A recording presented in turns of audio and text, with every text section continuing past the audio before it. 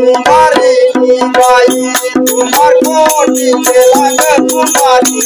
बाई तुम्हार कोटि के लाग कुमारी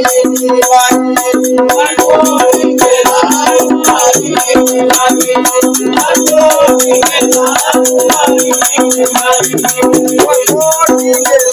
कुमारी बाई तुम्हार कोटि के लाग कुमारी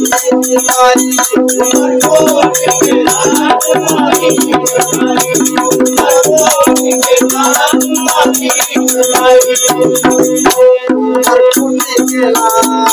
कोटि के लाग कुमारी बाई तुम्हार कोटि के